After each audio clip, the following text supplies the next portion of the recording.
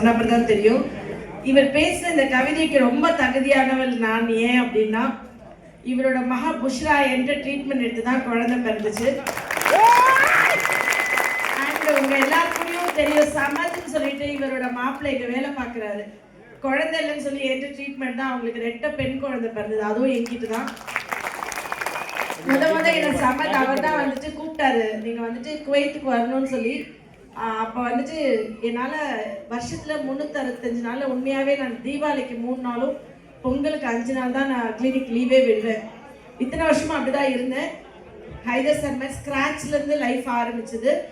அதுக்கப்புறம் இப்போ ஒரு 4-5 வருஷமாக தான் நான் என் கணவர் வந்து ரொம்ப வற்புறுத்தலின் பேரில் சில லீவ்லாம் நடுவில் போடுறேன். ஆனால் சரவணன் சார் அவங்க வந்துட்டு அண்ணன்னு சொல்கிறதா, என்னோட சின்ன பையனாக தான் இருப்பாருன்னு நினைக்கிறேன். பெரியவரா, எனக்கு 43 வயசு தான் ஆகுது. 47 அவர் வந்துட்டு அண்ணன்னு சொல்றேன்.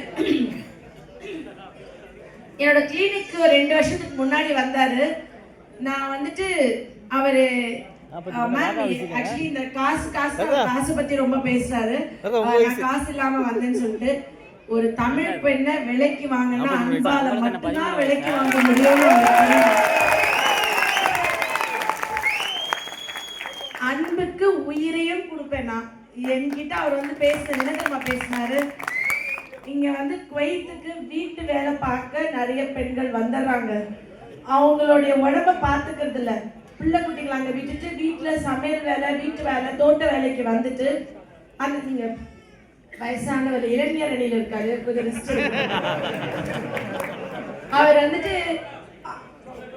அவங்க வந்து ரெஸ்ட் எடுக்கணும், அந்த பெண்கள்லாம் வந்து அவங்க உடம்ப பார்த்துக்கிறது இல்லை அப்படின்னு ஒரு வார்த்தை சொல்லி 600 பேர் வந்து மாரடைப்புனால இங்க இருந்து இறந்து நாங்கள் எம்பசியில சொல்லி இந்தியாவுக்கு அனுப்பியிருக்கோம். இத்தனை வருஷத்துல ஆண்கள் அவங்க உடம்ப பார்த்துக்கிறது இல்லை அப்படின்னு சொன்ன ஒரு வார்த்தை கேட்ட உடனே, இந்த 5 நாள் தான் என் பிள்ளைகளோட இருப்பேன். என் பிள்ளைகள் எல்லாமே என் கூட இல்லை, 7 வயசுக்கு தான் என் கூட இருந்தாங்க. என் கணவரோட அவர் மருத்துவ தொழிலை விட்டுட்டு பிள்ளைகளோட கனவை நிறைவேற்றுறதுக்காண்டி வெளிநாட்டில் மலேசியாவில் பயிற்சி எடுத்துட்டு இருக்காங்க. இவ்வளோ சாக்ரிஃபைஸ் பண்ணும்போது என் ஹஸ்பண்ட் கேட்டாரு, இந்த 5 நாள் தான் லீவ் இருக்கு, வருஷம் இந்த 5 நாள் மாநிலம் சரியா டூர் போயிடுவோம்.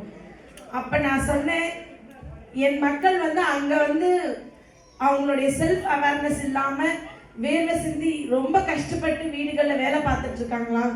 நான் வந்து எஜுகேட் பண்ண முடியும்னு அவர் கேட்டாரு. நான் அதுக்கு வரேன்னு வாக்கு கொடுத்துட்டேன்னு உடனே எனக்கு முன்னாடி அவர் பெட்டி பேக் பண்ணிட்டார். என்னுடைய இந்த நான் இங்கே நிற்கிறதுக்காக துணையாக இருக்கிற என்னோட கணவருக்கும் கடவுளுக்கும் என்னோட பெற்றோர்களை நினைச்சிட்டு, ஹைதர் சார் ஒரு பிறந்த வீட்டுக்கு வந்த ஃபீலிங் இருந்துச்சு. அம்மா வீட்டுக்கு பொங்கலுக்கு போனால் எப்படி கவனிப்பாங்களோ அப்படி கவனிச்சுட்டாரு என்னைய.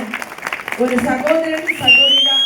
ஃபாத்திமா மேம் நீங்கள் இல்லை, ஆனால் எப்படிப்பட்ட ஆம்பளையும் ஒய்ஃபுக்கு எப்படி பயப்படுவாங்கன்னு வேகமாக என் கூட அண்ணன் சொல்லி பாசத்தில் அப்படியே உருகிட்டார். அவரும் வாமா நான் ஷாப்பிங் போகிறேன், உனக்கு ஏதாவது நான் வாங்கி தரணும், நீ எதுவுமே வாங்கிக்கல, உனக்கு எதாவது வாங்கி தரணும் வா அப்படின்னு சொல்லி வேகமாக கிளம்பி இப்படி வந்து டைம் பார்த்தார். நான் கூட ஆஹா அண்ணன் நம்ம அன்புக்கு அடிமையாயிட்டார், பாருங்க நம்மளுக்கு இப்படி ஒரு அண்ணனை சம்பாதிச்சிருக்கோம் அப்படின்னு நான் ரொம்ப சந்தோஷம்.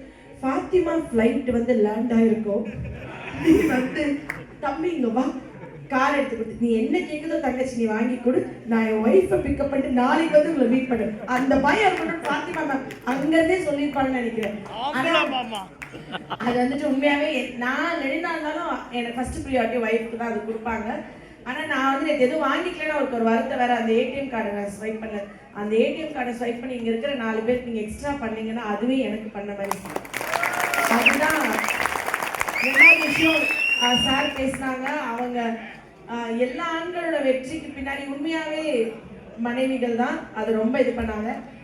சரவணனாவும் ஜானனாவே சொல்லணும்னா, இதனால இவங்களுக்கு என்ன கிடைக்கும், இதனால இவங்களுக்கு என்ன பயன், எனக்கு இப்படி ஒரே ஒரு புது மாப்பிள்ள மாதிரி கோட்டு மட்டும் தான் போட்டிருக்காங்க, உள்ள ஒரு பார்ட்ஸும் ஃப்ரீயா இல்லை. இன்னைக்கு படுத்த 2 நாள் எந்திரிக்க முடியாது அந்த பீஸ். அவ்வளோ ஹார்ட் ஒர்க், இவ்வளோ இது, இத்தனை பேரோட புண்ணியமும் உங்களுக்கு கிடைக்கும்.